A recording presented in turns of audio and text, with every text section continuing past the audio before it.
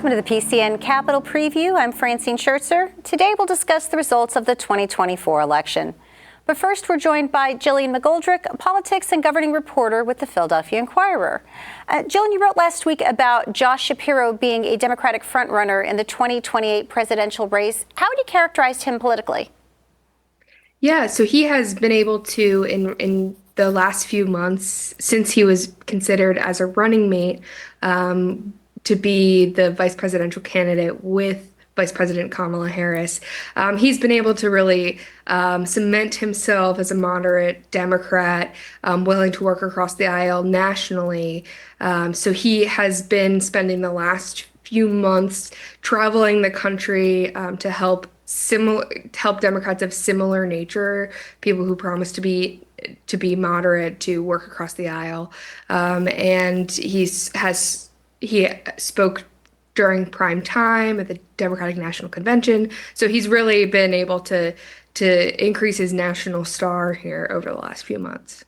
Does it hurt Governor Shapiro that Pennsylvania ultimately voted for Donald Trump last week? I think that it does a little bit, but in total, Pennsylvania remains a critical swing state. I mean, all 7 swing states eventually did go for President-elect Trump. And so I think that, and some of the other Democratic frontrunners for 2028 also govern states of swing states, thinking of Governor Gretchen Whitmer of Michigan. So I think that it does hurt him a little bit in the short term, but long term, it remains a really important place. Now, a moment ago, you referenced Governor Shapiro over the summer being considered as a potential VP pick for Kamala Harris. What kind of indication did that give you of what kind of national candidate he would be? Yeah, so I think he's been trying for a while to build this national brand of working across the aisle. Particularly, we saw that in 2023 when he was willing to go on Fox News to talk about his support for school choice and school vouchers.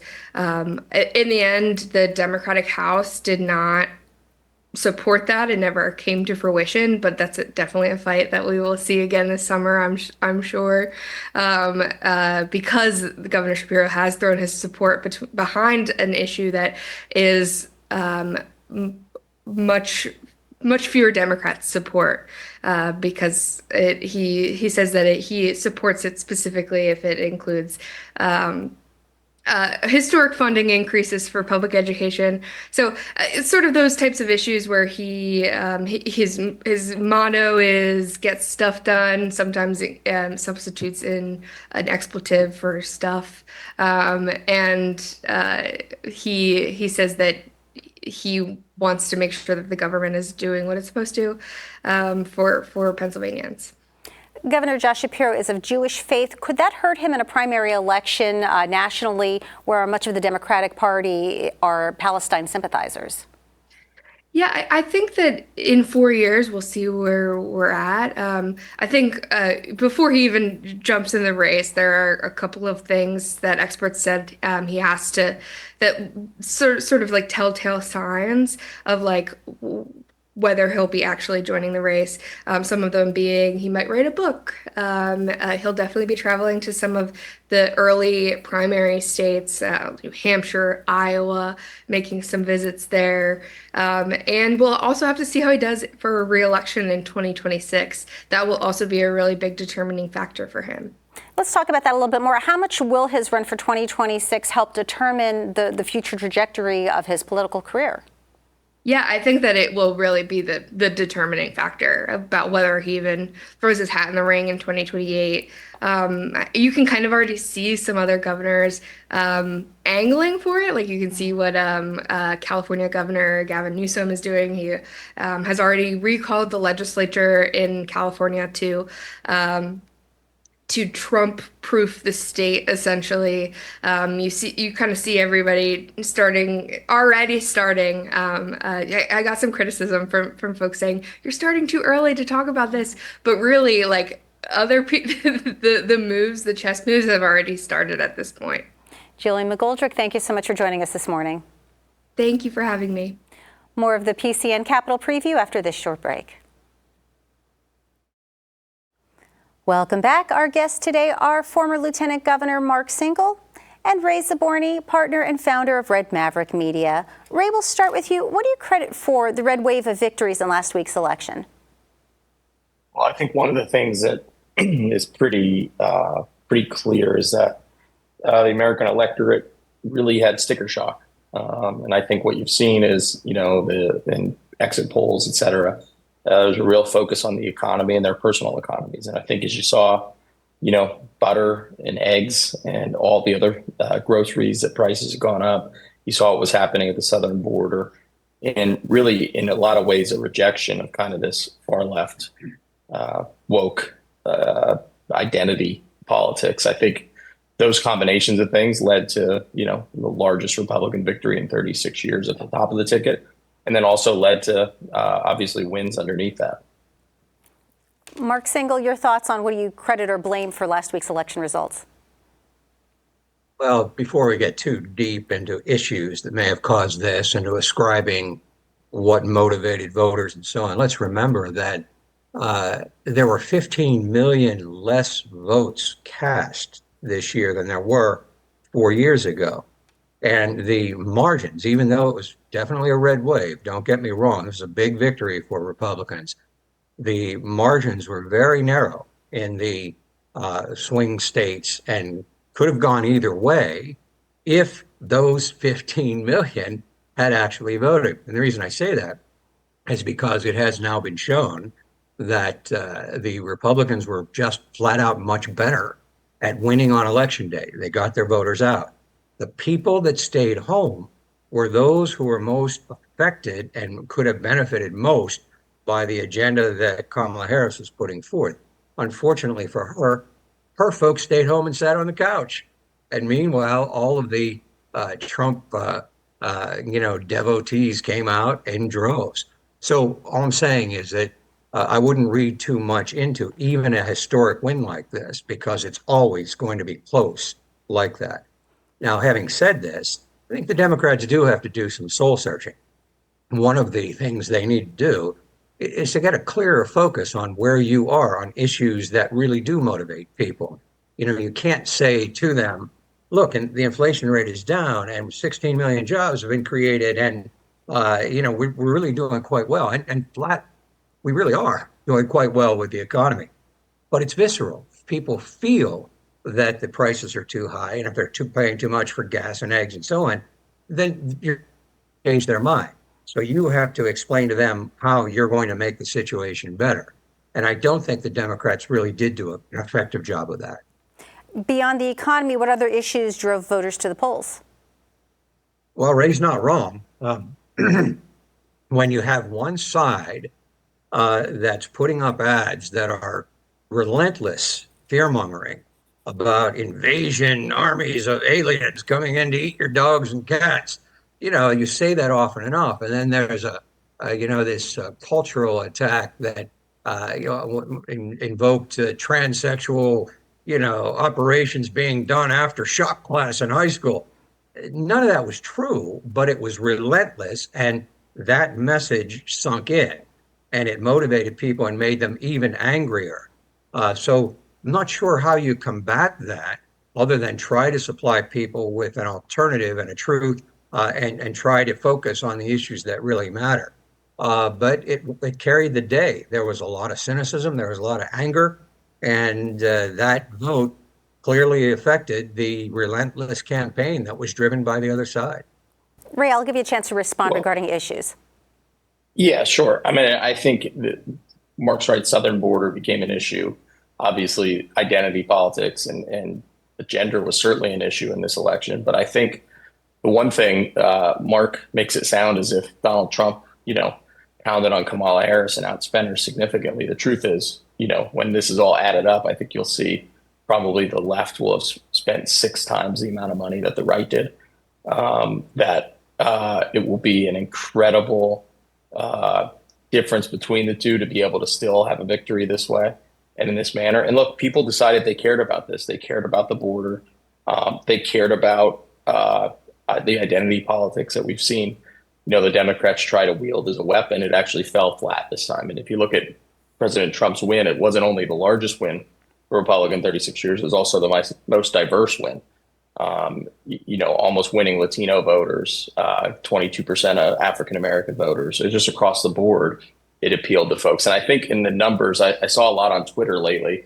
I'm sorry, X, about how we should have a hand recount in every swing state because all these voters are missing, et cetera. I just find the irony to be so amazing that the Democrats are demanding a recount in an election that they lost.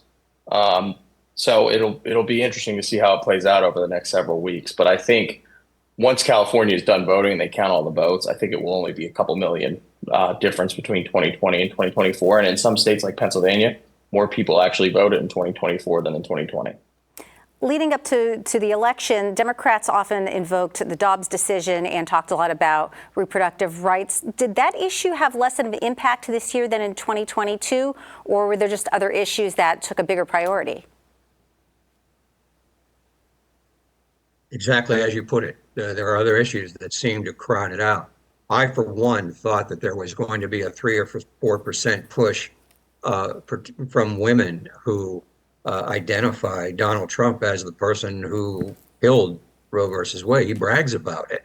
So it's kind of inconceivable to me that women, knowing that and knowing what the polls say about where they stand on women's rights and so on, didn't come out more forcefully. But evidently they made their case in the off-year election and made themselves heard, and then kind of reverted to other issues in 2024. So yeah, I'm quite surprised that wasn't a more determining factor in this election season. I think it still played a big role. I think President Trump and other candidates' insistence that this is an issue left up to the states. He said over and over again he wouldn't sign a federal abortion ban, et cetera. So I think, honestly, this was a big issue that needed to be engaged by both sides. I think what you saw in 2022, Republicans in many places tried to bury their head and not talk about it. I give Donald Trump credit for taking it head on, and Dave McCormick and other candidates across the thing talking directly about what their position was and kind of putting those fears to rest in some people. Look, the number one stat of this election, and I will never get off of it and never not talk about it, is Donald Trump won suburban white women 51-47. And when you take a look at that, if you're wondering if Dobbs had played a role or anything, it plays a role, and it was on their issue sets. But there were other issues they cared about, and they felt comfortable enough moving forward with Donald Trump, despite, as Mark pointed out, it was his court that overturned Dobbs or Roe. Sorry. Yeah, I can't dispute any of that, but I'm still scratching my head because you can say all you want about, oh, well, it should be in the states and so on, but that hodgepodge arrangement of deciding on this critical issue in 50 different ways is wreaking havoc on women all across the country. And it will continue to do so until there is some kind of a coming together on the issue and figuring out what the right compromise is, where do we really stand on weeks of viability and that kind of thing. And we can do that. We can get there. But it is just uncanny to me that women were not more agitated. Yeah, sorry, Mark. I think in fairness, I say this all the time. Abortion is not actually a divisive issue among voters. Voters want some sort of access. They want a timeline to viability. And then they want exceptions for rape, life, and rape, incest, and life of the mother afterwards. Actually, 93% of all abortions happen in the first trimester. Most states, not all, but most states protect that viability. And honestly, what ends up happening is a bunch of political people get on TV and argue over this issue. The American people are actually pretty aligned in their views on this. They want access to it for a limited time to viability, and then they want exceptions after that. Politicians who espouse those views typically don't have issues with this issue in and of itself. How much of a role did gender play in this race? Well, not enough. I think Kamala Harris was expecting a surge from women and from Black women in particular. Black women voted strongly, and they always do. I mean, the fact of the matter is that they have become a kind of a driving force in the Democratic Party and have made themselves known again. But the Black men who did not vote or voted for Trump, again, it's kind of a head scratcher. But there was a drop off in African American male votes and Latino votes, who, in my opinion, voted directly against their own self-interest. But that's what happened. So Ray's right. The suburban women didn't come out as strongly as they could. African American males shifted a bit more right, and Latinos, who may in fact see their families subject to this whole mass deportation craze, voted for that particular team. So it was a strange election in that regard. When Joe Biden was running for re-election, his detractors claimed that he was too old. At 78, Donald Trump will be the same age that Joe Biden was when he started his term in 2020. Is age no longer a factor? Well, I think the only thing you have to do is take a look at the two of them. They are definitely different personality-wise. Donald Trump stayed up 72 straight hours over the last 3 days of the campaign. To campaign up until 3 a.m. in Michigan, land back in Florida at 6 a.m., and then get back to work. So I think age isn't necessarily the issue; it's capacity, and it's kind of, where you are. Look, we're living longer, we're living more effective lives. Age shouldn't be the determining factor, but capacity and the ability to do the job should be. And look, I think in that first debate, Democrats got scared. Look, I'm a believer that President Biden probably would have run as strong as Kamala Harris, if not a little stronger in some places. I mean, you look at Pennsylvania, and certainly you look up to the Scranton area. Was a place of strength for Biden in 2020, and it was a place of strength for Trump in 2022. And little things like that matter in these elections. So, look, I don't think age is the thing. I think it's the ability to do the job. And I'm sure the media, and rightfully so, will keep scrutiny on the president's ability and kind of his facilities, if you will, faculties, if you will, over the next couple of years. Yeah, I think Ray's right. I think they will be scrutinizing his every act and utterance because I disagree with Ray on this. I think that Trump definitely showed some decline toward the end of the campaign.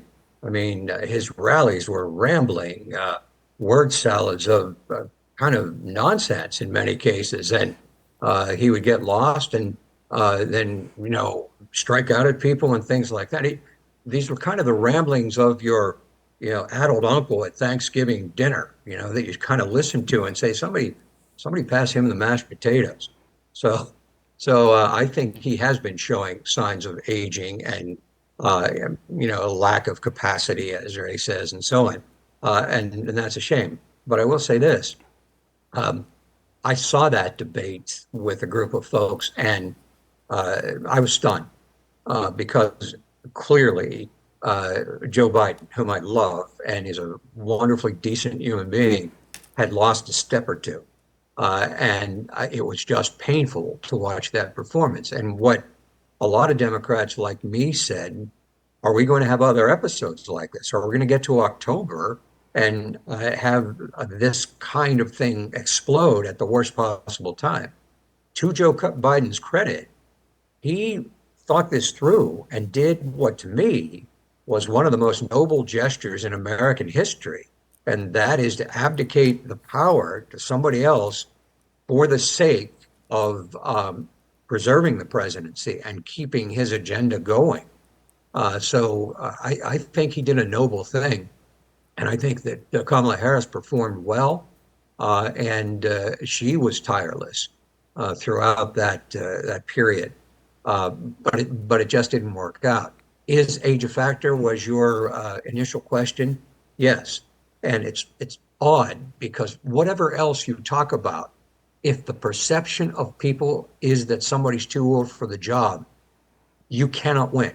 And I think Ray will agree with that. If you have a candidate that in the public perception is thought to be too old, there's no way you're going to be able to dress that person up and win an election. Do you think the election results Yeah, would have? Sorry, go ahead, Ray. yeah, I just don't think the number of years is the determining factor. But to Mark's credit, if you're showing you're not up to the job, and that's the perception that seeps into the public, good luck changing that. As they showed, they tried to do everything they could, and it was impossible to do with Biden. Never became an issue for Trump. And I think that was, again, because of his schedule, his ability to keep going, et cetera. And I think that was the difference. Now, whether it becomes an issue over the next 4 years, I mean, I'm sure everybody will be keeping an eye on that. But as of right now, I think there are two very different people that were presented in June of this year. Do you think the election results would have been different if Joe Biden would have gotten out of the race sooner? Maybe. I've heard that criticism, and I don't want to delve too much in Monday morning quarterbacking, but yeah, if there was some evidence of the cognitive decline, or if he felt he wasn't going to run again, and he did this sooner and gave Kamala Harris more time to organize and get her act together and so on, possibly. Other people have speculated on two things. Number one is that he should have stepped aside altogether and made Kamala the president with all of the powers and all of the access that a president has, and go forward. Of course, the opposite side of that is that then you're dumping the massive job of the presidency in addition to putting together a presidential campaign in short order, and that would have been very, very difficult.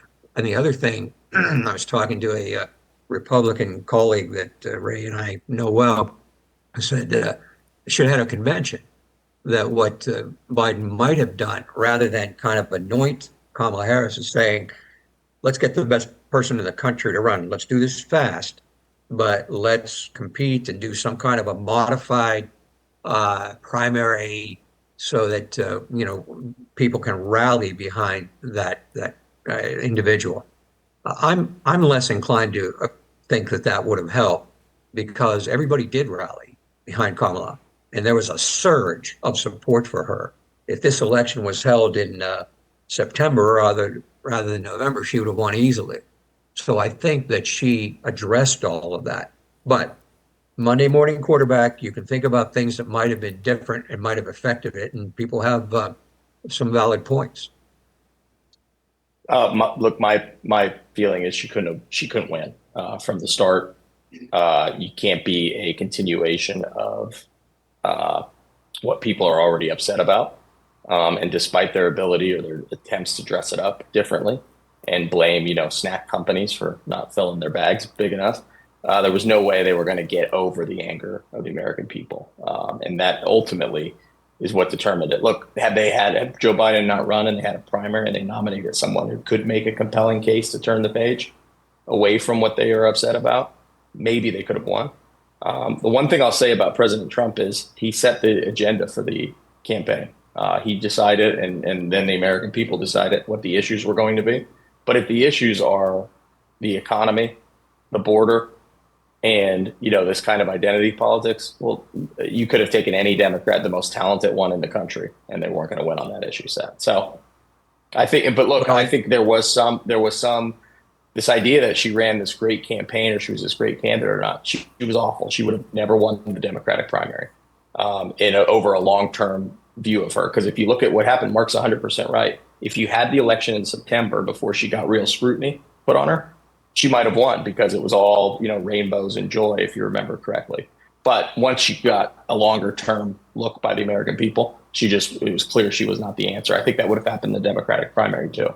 Democrats, for as bad as, and look, we've both been on, Mark and I have been in this long enough. I realize I'm getting old now when I can say this kind of stuff. We've been in this long enough to know But you still have capacity. I'll say that. That's true. Yeah, thank you. I appreciate that. I hope I'm long gone before I don't have capacity, but we'll see.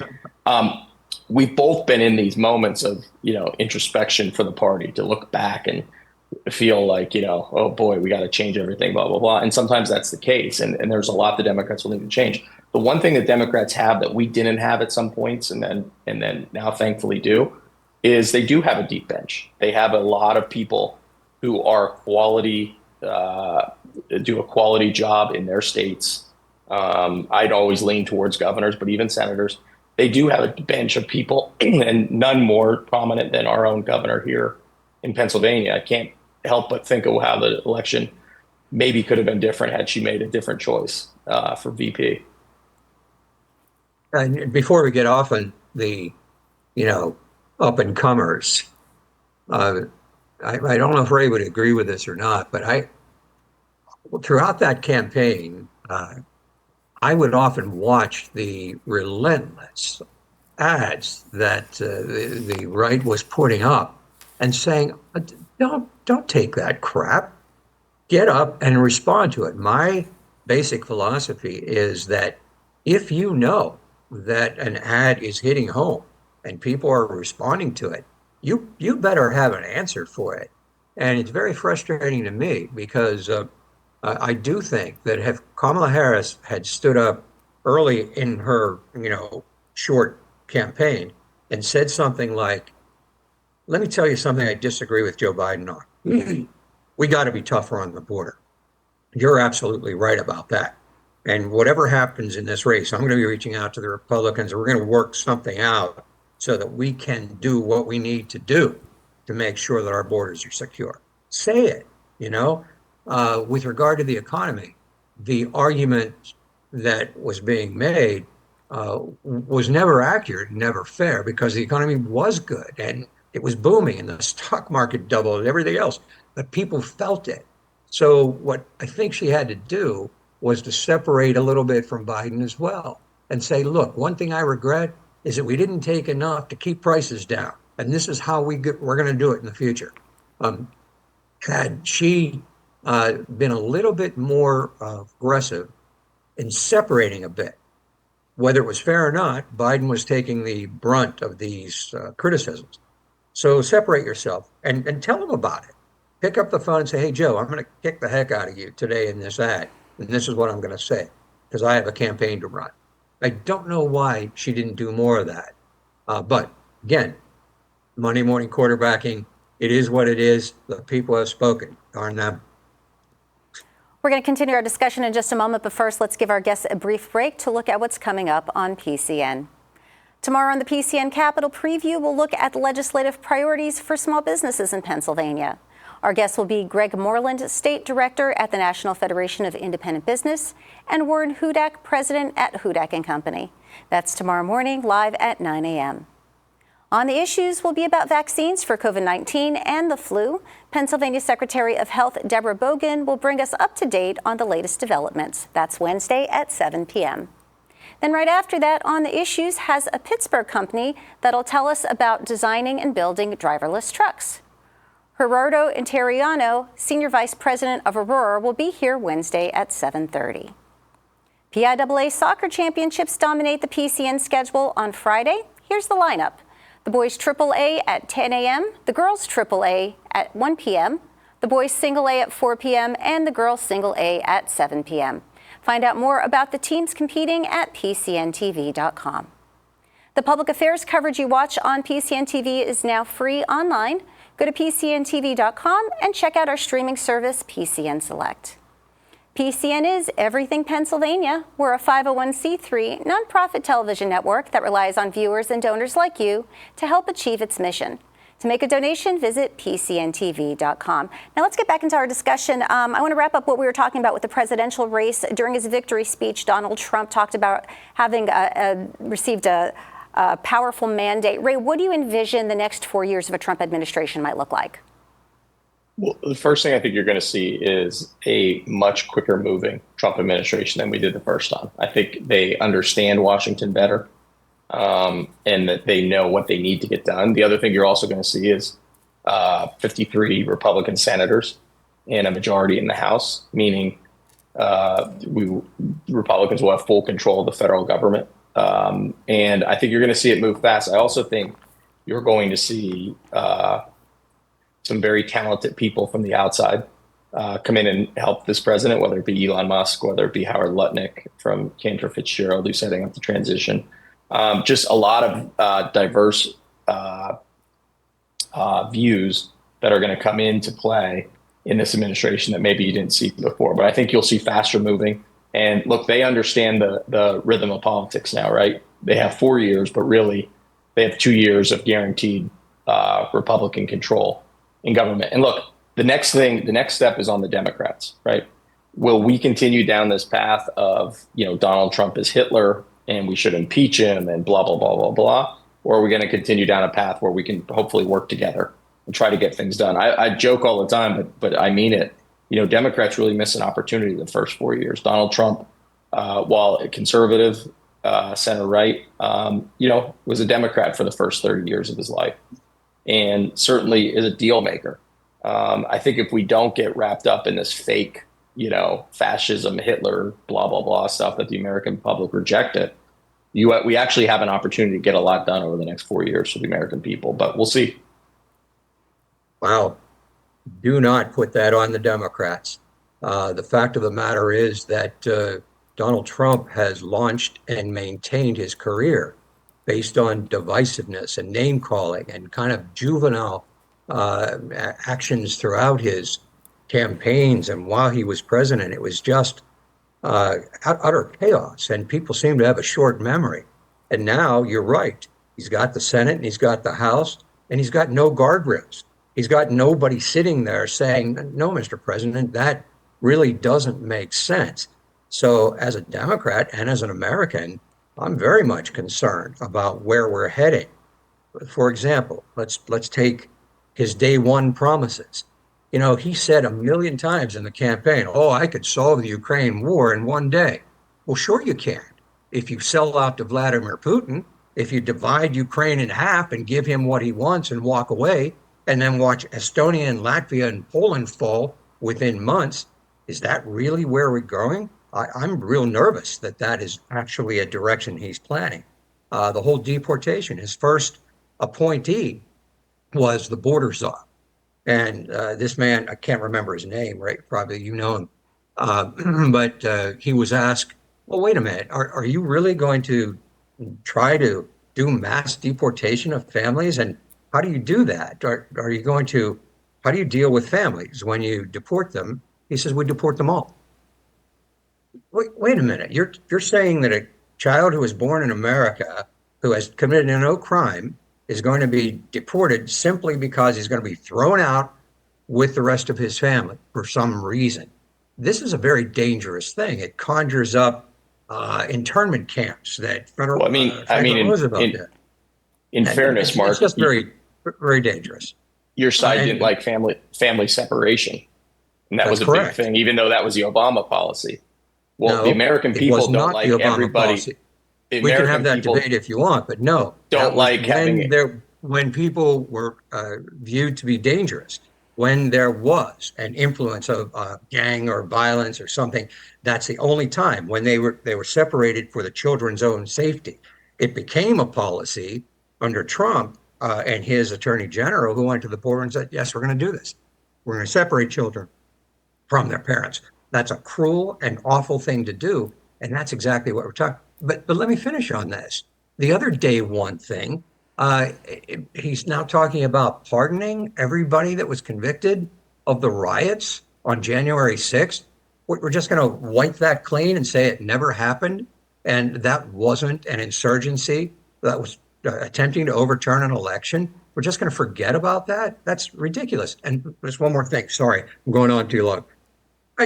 RFK maybe having a role in healthcare, a vaccine denier. We're looking back to rolling back vaccines and maybe having a new era of polio and diphtheria and all that. These are weird things. My only hope is that Trump breaks his promises, that he goes back on what he said during the campaign, because they're completely, utterly untenable. So I'm sorry for the speech. Well, the only thing I'll say to finish that off is obviously a majority of America disagrees with Mark, but we'll see how he governs and how it goes over the next few years. But the American people know very well what they're getting with Donald Trump, and they not only did he win all 7 swing states, but he won the popular vote as well. Let's shift our Well, focus the only now, thing if I may. I want to talk briefly before we run out of time about the U.S. Senate race. There appears to be some unfinished business yet. The AP called the race for Republican Dave McCormick. Let's take a brief look at his victory speech. I look forward to working with Governor Shapiro. I look forward to working with Senator Fetterman. I look forward to working with our great Republican leadership in the Pennsylvania Senate, in the Pennsylvania House, our county chairs, because these problems, inflation, crime, fentanyl, they're not Republican problems. They're not Democrat. These are problems for everybody. And my promise is to represent, I don't care who voted for me and didn't vote for me. Today I turned the page. I am focused on serving every single Pennsylvanian with all my energy, everything I've got to try to. The Associated Press called the race for Dave McCormick. However, Bob Casey has not yet conceded. A recount is anticipated. Where does this leave us? You want to take it first, Ray? Sure. Look, the race is over. It's very clear by what's left outstanding. If Bob Casey won just about every vote left outstanding, he still wouldn't win. But I hope that we can move on quickly and get Dave McCormick to Washington. Orientation is this week. I want our senator to hit the ground running. And look, Senator Casey had a distinguished career of public service. I hope it doesn't end in this kind of bitterness, but we'll see. Look, you have a right to contest the election. It's a right that obviously I defended in 2020. So I'll defend Bob Casey's ability to do that, but hopefully we can move on. But the irony is not lost on me of where it's now okay to contest elections where it was not in 2020. So I certainly have enjoyed the irony of the last few days. Well, the reason I wanted Ray to go first there is to have the opportunity to agree with him. The art of politics is to win graciously and to lose graciously.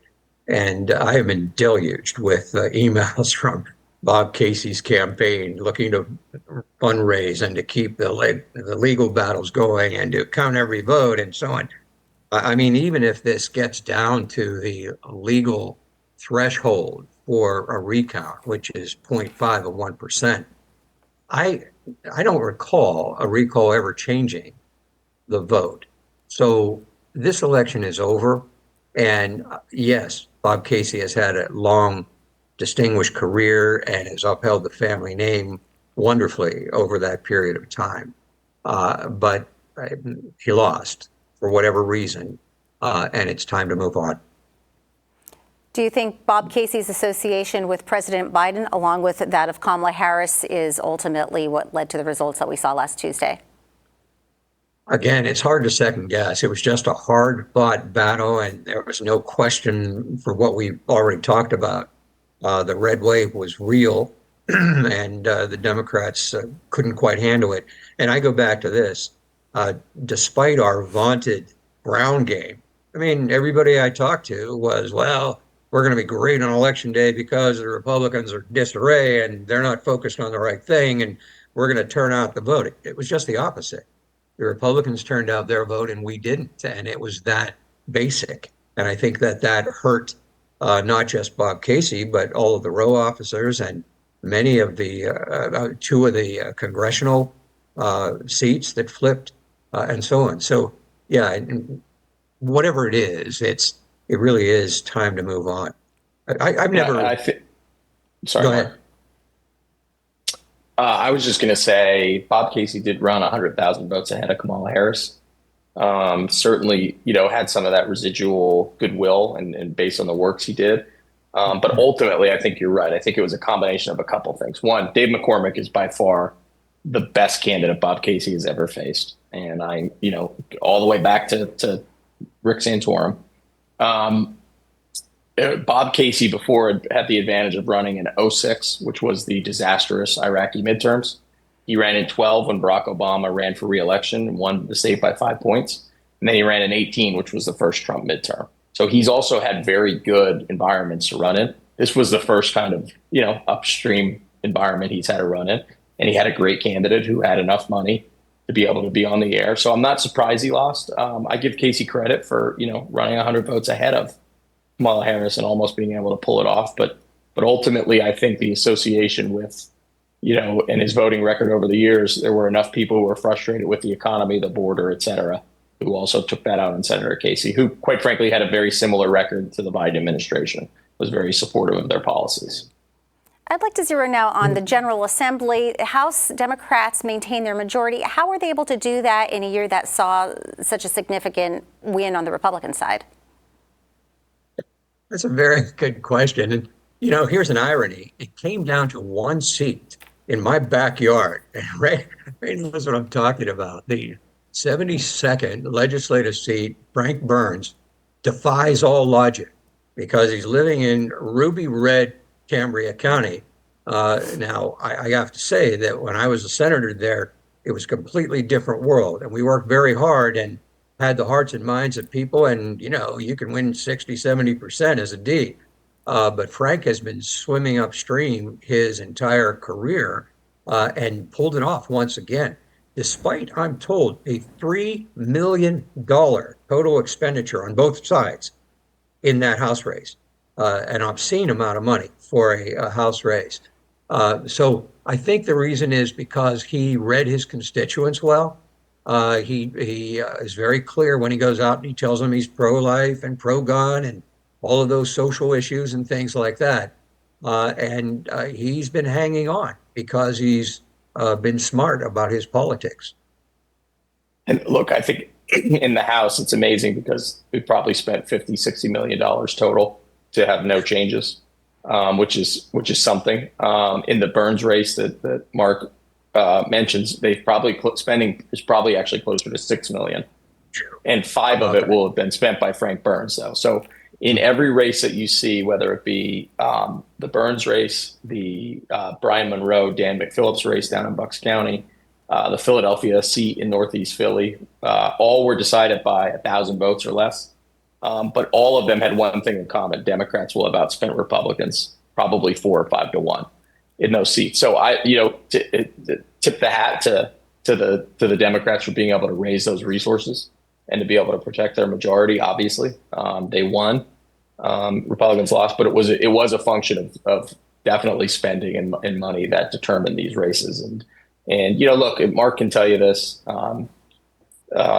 when you have divided government, you typically produce moderate legislation. So if you look, a lot of these incumbents were able to run on increased funding for schools, 400 new cops on the street, just a good boom, boom, boom, boom, boom, down and down. And, they ran everybody ran on the accomplishments of the last 2 years. If you look at other key House races, I had heard Joe Hogan in Bucks County described as a dead man walking, and there was no way he could win re-election. He won by 72 votes or something in 2022. He won by 10 points. Casey Tomlinson won by 12 points. These are all targeted seats for the Democrats. So as good as they did protecting their incumbents, Republicans did that as well. And a lot of it is because when you have divided government, you get this kind of, there are no silver bullets, if you will.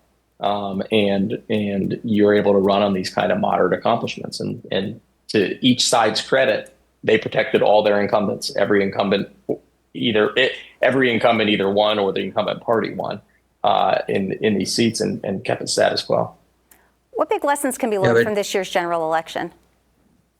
Good question. I was about to anticipate that, mostly listening to what Ray is saying. He's not wrong. The Democrats had plenty of money. A lesson to be learned, and somebody should be looking at this, is how did we spend that money? What did we spend that money on? There's got to be a kind of a fuller, detached discussion about what works and what doesn't work. And from my perspective, one thing for sure is to have the immediate response mechanism ready. You don't let the opponent kick the heck out of you in any kind of format, whether that's on TV or in social media postings or anything like that. When somebody's landing a punch, you really have to return the fire. And it seems like the Democrats were pretty inept when that. One more comment I'll make. and I want to get this in there, on this whole issue of money, somebody in the TV business was telling me that across the country, there were $4 billion spent on television, $1 billion spent in Pennsylvania. Fully 1/4 of the money was spent right here. And let me just say, that's obscene. That's way too much money. I mean, unless you're, funding the Maverick, it's largely wasted money. If he's making a lot of money on it, I'm fine with it. But there's got to be something here that's, some restraint, some public funding and so on, because that's why I think that's one of the reasons people stayed home. They were just sick and tired of all the ads. And they set a pox on everybody. We're just going to sit in my couch and let this blow over. So we've got to do something about campaign financing. Ray, you get the last word. Look, I think the one thing you can take from here is, and Mark's right, in these presidential races, when you spend billions of dollars on television ads, I'm not sure there are a lot of people that sit around and make up their mind based on television ads. That's a vibe and a feel and who do you like better? The one thing I think you can take from this is that it's hard to tell people what they feel is wrong. And that was the position the Democrats put themselves in by nominating Kamala and Joe running for election. It's hard.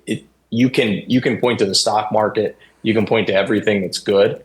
But the truth is my family in Shamokin, struggles when grocery prices go up. Mark and I, honestly, guys like us, we don't struggle that much if butter is $4 rather than $2. But for a lot of people, that determines, their monthly budget, if you will. So for me, it was a tough campaign for Democrats to have to tell people they weren't feeling what they were feeling.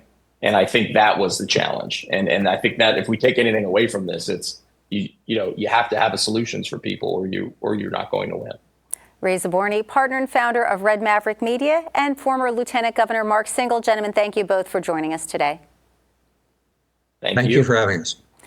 Earlier, PCN spoke with Representative Tina Pickett about her legislation to ban lab-grown meat in Pennsylvania. Representative Tina Pickett, welcome to our program. You've recently proposed a bill banning the sale and manufacturing of lab-grown meat in Pennsylvania. Why do you believe this should be banned in PA? Agriculture is still the number one industry in Pennsylvania, and certainly across Pennsylvania, I recognize that, and I also recognize its strength in my own district. When I became aware of this lab-produced meat research, I thought this is going in the wrong direction. We just should not be doing something like that. And most of the people I talk to kind of give me a puzzled look and go, absolutely not. That makes no sense. In my region, I know that a lot of my farmers have transitioned to beef farming and rather than the dairy, which is much more difficult to bottom line. And I also have in my area the largest meat processing plant, Cargill plant, east of the Mississippi, a very solid employer and one that my farmers depend on a great deal for supply chain for their products. So those are some of the reasons that I believe that this is going in the wrong direction. Why are people starting to make their own meat in a lab? Well, that's certainly a very good question. I don't know. Maybe it's just the constant curiosity of the human mind. But on the other hand, I think that it is misplaced and something that I understand. Whether I'm right or wrong, I'm not absolutely certain, but I have read that billions of dollars have already been spent on this particular research. It just does not make sense to me. Our farm community has done a grand job of producing and continuing to work to produce very quality products, very quality meat, no matter which meat you're talking about. And we all know that there's a huge nutritional value. Whether you eat meat or you don't, there's a huge nutritional value in it. And if you don't, and you choose to go vegetarian, you still have to be very careful about your diet. This product is by no means a vegetarian product. Are you familiar with any ways that perhaps our viewers could be able to tell the difference when they're at the grocery store of what meat came from a farm or a butcher fresh or which ones were lab produced? That's one of the issues at this point. What is the actual definition of this product? What is it? How is it defined? That's unclear. The law does not really, the process, the research process doesn't even really let people know that. That at the very least we have a right to know. What are we buying? What are we eating? What is the background of it? That is, at this point, we just want to simply ban the sale in Pennsylvania. It's just something that we want to get ahead of that curve. We just don't want to have to deal with this kind of thing. If in fact down the road there is some reason to do that, there's another way we can approach it. You mentioned before that farming is Pennsylvania's #1 industry. How would an increase in lab-grown meat, especially in Pennsylvania, how would that impact the agriculture industry? Well, I would think it would have a huge impact. A lot of my farmers depend very much on the growth of various meat products, animal products, byproducts from those animals. And it's a very important part of our diet. I do believe that. And I also know that my farmers are very, very serious about their stewardship, careful about their product, very much want to put that wonderful product on the market. And one of the things we've seen in the last few years is people really gravitate to a locally grown product. A lot of our local shops and stores are now finding that to be the larger part of their sales. Have you spoken with any Pennsylvania farmers about their concerns with lab-grown meat at all? Just a couple at this point, but really, like I said, I get that puzzled look on their face and they go, "What are you talking about?" Florida and Alabama also have laws about this. How do their bills compare to the one you're proposing in Pennsylvania? What we're proposing is very close to what Florida passed, and similar to the others. And at this point, we just simply want to call a halt to the whole thing in Pennsylvania. We don't feel that this is anything that should be hitting the market at this point.